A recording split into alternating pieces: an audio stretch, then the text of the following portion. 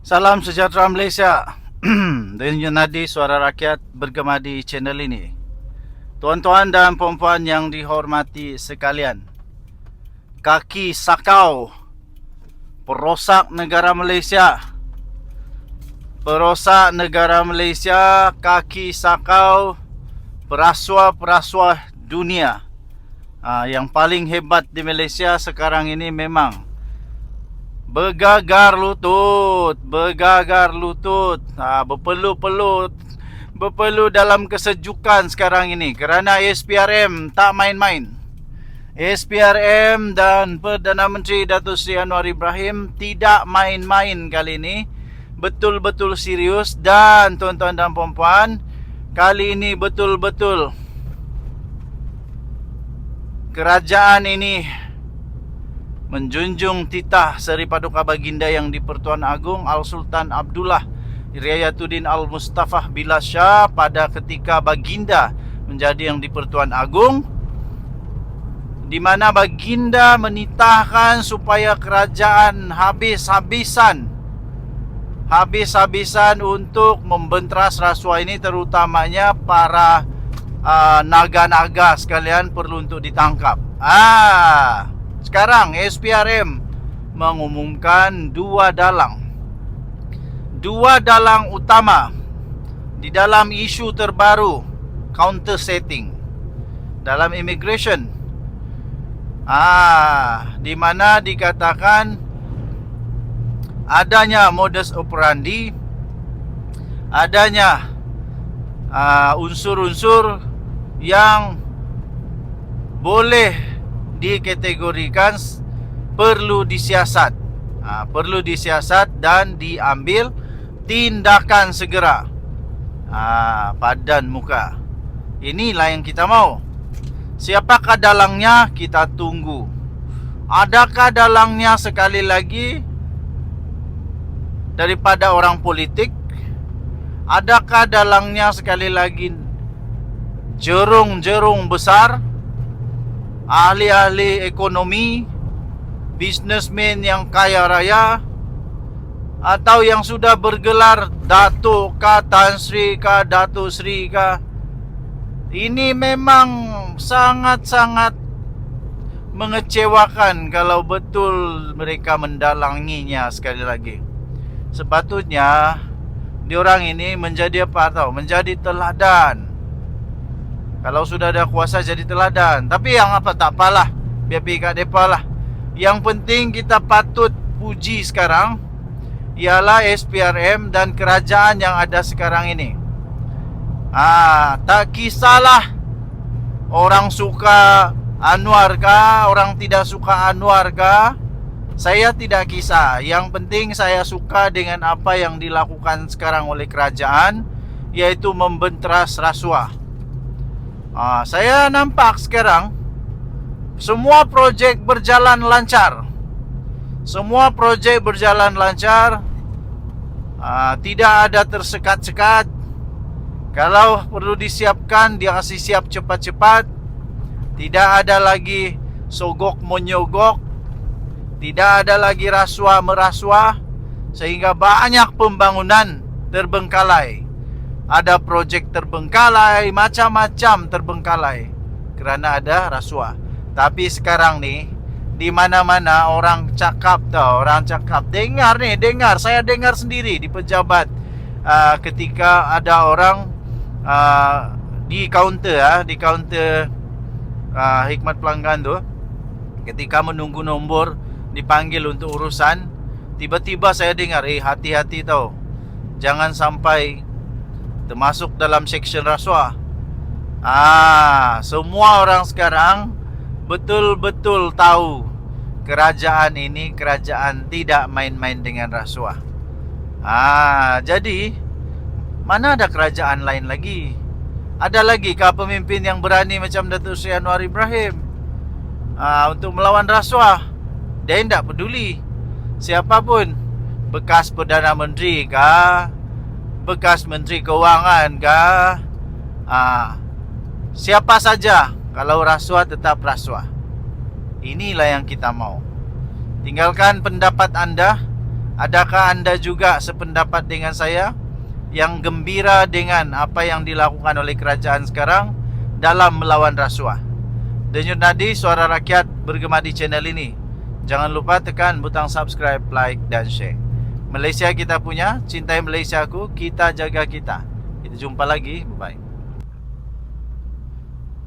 Salam sejahtera Malaysia, Denyut Nadi, suara rakyat, bergema di channel ini. Saya mulakan perbicaraan malam ini. Malam pula, pagi. Mana ada malam, ini sudah terang lah. Aduh, ini masih mamai-mamai, masih mamai-mamai lagi, masih ngantuk tidur ke apa nih? Aduh, bukan malam, ini adalah siang. Okey, kita punya perbicaraan dibuka pada siang ini ialah persoalan, adakah Lim Guan Eng, Muhyiddin Yassin, Wan Azizah semua terlibat dalam membuat keputusan oleh Mahathir ketika kita kehilangan kedaulatan kepada Pulau Batu Putih, Batuan Tengah pula, apa itu? Tubir Selatan. Okey. Adakah kita akan melihat bahawa mereka pun akan terlibat? Mengapa saya sebut begini?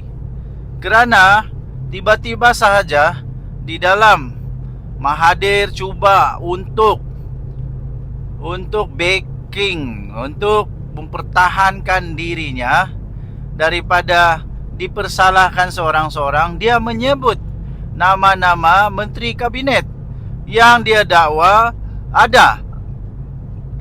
Dia dakwa ada ketika dia cuba untuk membuat pertimbangan sebelum membuat keputusan, sama ada membatalkan, menarik balik rayuan kepada keputusan ICJ untuk kedaulatan Pulau Batu Putih, Batuan Tengah dan Tubir Selatan. Persoalannya ialah RCI tetap menasihatkan ataupun tetap memberikan pendapat bahawa siasatan atau pendakwaan kepada Mahathir untuk perlakuan berupa jenayah kerana kita kehilangan kedaulatan Pulau Batu Putih ini, adakah setelah disiasat rupa-rupanya ada kes dan mereka dipanggil, menteri-menteri itu telah dipanggil untuk menjadi saksi. Setelah mereka jadi saksi, keputusan tetap menyatakan bahawa Mahathir boleh disiasat mengikut perlakuan jenayah ataupun ialah seperti ada perlakuan jenayah.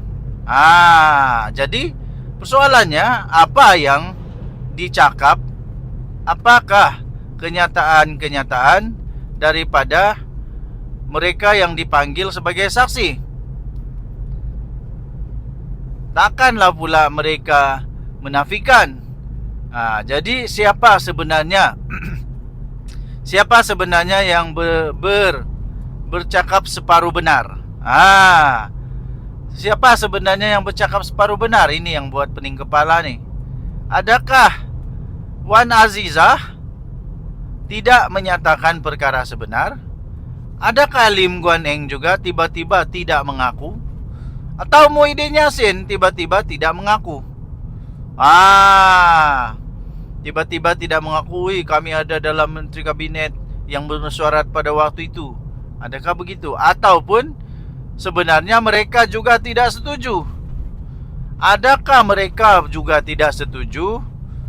Tidak setuju dengan apa yang disebut oleh Mahathir, sehingga tetapi ketidaksetujuan mereka itu tidak diendahkan oleh Mahathir. Tetapi menurut Mahathir ada minit mesyuarat pula. Ada minit mesyuarat. Jadi kalau ada minit mesyuarat, mesti apa yang dicakap itu ditulis di minit mesyuarat.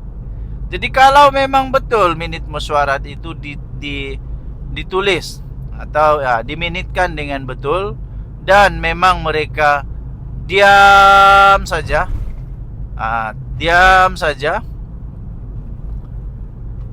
adakah mereka pula cuba untuk tidak mau mengaku pula? Aduh, pening kepala kita. Mahathir kata dalam kenyataan akhbar ataupun ya dalam artikel yang dikeluarkan oleh akhbar itu, kalau mereka nak cakap sesuatu, mereka perlu untuk katakan, bukan berdiam diri. Kerana Mahathir kata, jika mereka berdiam diri, kita anggap mereka setuju. Betulkah Wan Aziza, Lim Guan Eng, Muhyiddin Yassin semuanya berdiam diri pada waktu itu? Adakah betul mereka ini berdiam diri saja, hanya tunggu saja, setuju saja? Mereka pun kalau memang mereka berdiam diri, salah jugalah. Kenapa diam-diam? Kenapa tidak lawan? Jadi kita tunggulah kesimpulannya. Kita tunggulah apa keputusan daripada mahkamah. Kalau Mahathir memang didakwa atas perlakuan jenayah kerana Malaysia telah kehilangan kedaulatan kepada Pulau Batu Putih, Batuan Tengah dan Tubir Selatan ini, kita tunggulah adakah Mahathir akan menjadi banduan paling tua. Tapi belum, mungkin dia tidak jugalah dipenjara atau didenda sajakah apakah. Kita tunggu saja. Kita jangan dulu buat spekulasi. Cuma saja kita teruskan bersama-sama untuk melihat apa seterusnya terjadi kepada Mahathir. Okey, kita isi minyak dulu. Denyut Nadi, Suara Rakyat, bergema di channel ini. Jangan lupa tekan butang subscribe, like dan share. Malaysia kita punya, cintai Malaysia ku, kita jaga kita. Kita jumpa lagi. Bye-bye.